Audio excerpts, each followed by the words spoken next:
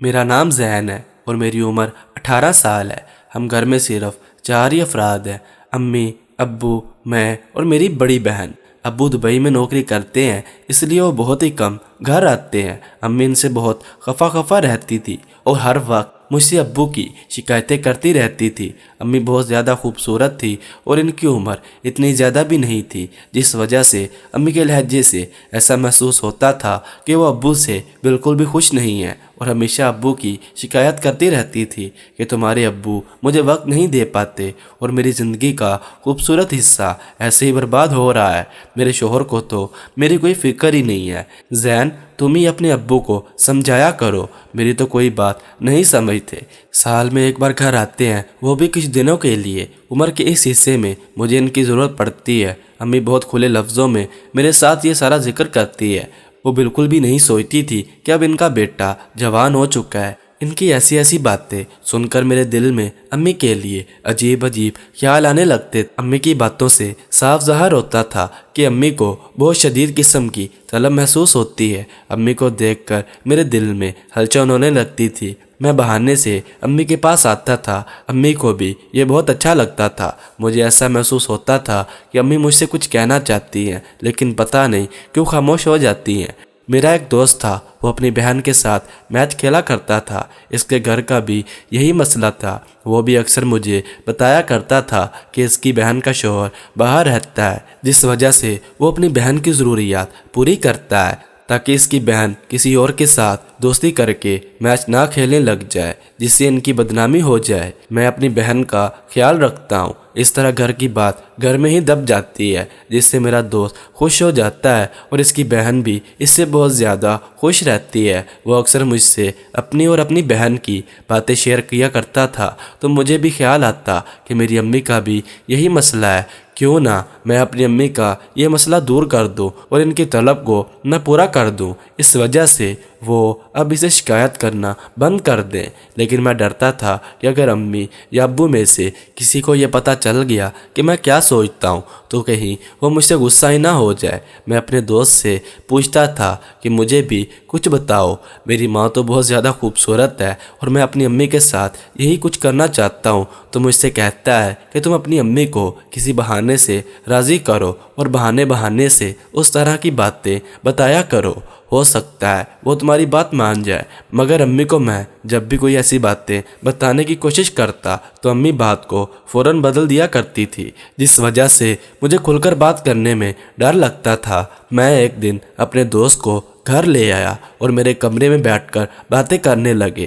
امی نے ہمارے لیے کھانا بنایا اور ہمارے ساتھ ہی بیٹھ کر کھانے لگی۔ میں نوٹ کر رہا تھا، میرا دوست میری امی کو غور سے دیکھ رہا تھا۔ جب کھانا کھا کر امی چلی گئی تو میرا دوست بولا کہ ہاں یار، تو بالکل صحیح کہتا تھا، تیری امی تو واقعی بہت خوبصورت ہے۔ مجھے پتہ ہی نہیں چلا تھا کہ کب میری امی بھی اس کو غور سے دیکھنے لگی۔ تھوڑی دیر بعد ہی امی نے کہا کہ بیٹا جاؤ برف لے آؤ، پانی ٹھنڈا کرنا ہے۔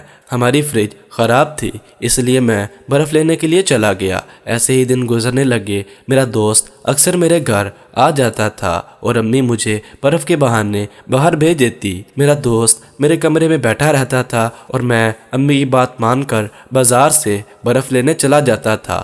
بازار یہاں سے تھوڑا دور تھا، مجھے تھوڑا ٹائم لگ جاتا تھا۔ میں جب بھی برف لے کر واپس آتا تو مجھے گھر کا ماحول بدلا سا لگتا تھا اور میرے دوست کی حالت بھی مجھے بہت زیادہ بگڑی ہوئی لگتی تھی۔ ایسا معلوم ہوتا تھا کہ جیسے وہ بہت زیادہ تھکا ہوا ہے۔ یہ کئی دنوں تک ہوتا رہا۔ ایک دن امی نے مجھے کہا جاؤ برف لے آؤ۔ میں برف لینے کے لیے جانے لگا تو مجھے خیال آیا کہ کہیں میرا دوست اور میری امی میچ تو نہیں کھیلتے، کیونکہ اب امی بہت خوش رہتی ہیں۔ میں برف لینے کے لیے جانے لگا۔ امی اپنے کمرے میں بیٹھی ہوئی تھی اور فون چلا رہی تھی۔ میں نے ایک نظر امی کو دیکھا۔ امی شاید میرے جانے کا ہی انتظار کر رہی تھی۔ میں باہر نکلا اور گلی سے تھوڑا آگے جا کر رک گیا، کیونکہ میں آج دیکھنا چاہتا تھا کہ میری امی اور میرا دوست کیا کرتے ہیں۔ جب میں واپس گھر آیا تو امی اپنے کمرے میں موجود نہیں تھی۔ میں نے گھر میں ادھر ادھر نظریں دوڑائی، امی کہیں پر بھی نظر نہیں آئی اور میرے کمرے کا دروازہ جو ہر وقت کھلا رہتا تھا وہ مجھے بند نظر آ رہا تھا۔ میں آہستہ سے کمرے کے پاس گیا تو دروازہ لاک تھا۔ میں نے کھڑکی کے شیشے سے جھانکا تو میری آنکھیں پھٹی کی پھٹی رہ گئی۔ یہ منظر دیکھ کر میری حیرت کی انتہا نہ رہی تھی کہ امی اور میرا دوست مل کر میچ کھیل رہے تھے۔ مجھے معلوم ہو گیا کہ میرا دوست اتنا تھکا تھکا کیوں محسوس ہوتا تھا۔ میں یہ منظر دیکھ کر بہت سکون حاصل کرنے لگا، کیونکہ یہ سب دیکھ کر مجھے بہت زیادہ سکون مل رہا تھا۔ جس طرح میرا دوست اور امی مجھ سے باتیں چھپا رہے تھے، مجھے بہت غصہ آ رہا تھا، کیونکہ وہ دونوں تو میچ کھیل کر سکون حاصل کر لیا کرتے تھے۔ اس غصے کی وجہ سے مجھے بخار ہو گیا۔ جب رات ہوئی تو وہی منظر میری آنکھوں کے سامنے کسی فلم کی طرح چل رہا تھا اور مجھے بہت زیادہ سکون محسوس ہو رہا تھا۔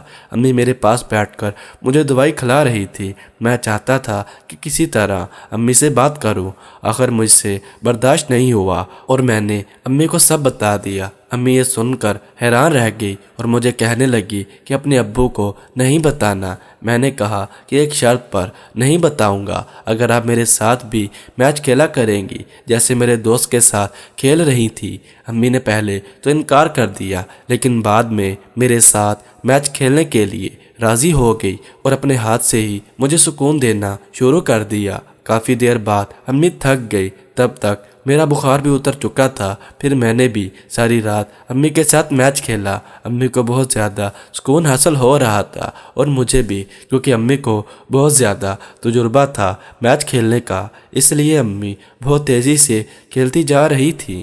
آخر میں بھی تھک گیا اور امی بھی، تو امی نے کہا کہ میں تو تمہیں بچہ سمجھتی تھی۔ تو دوستو، یہ تھی آج کی کہانی۔ اگر آپ کو یہ کہانی پسند آئی ہو تو ویڈیو کو لائک کر دیں اور روزانہ ایک نئی کہانی سننے کے لیے ہمارے چینل کو سبسکرائب کر دیں۔ شکریہ۔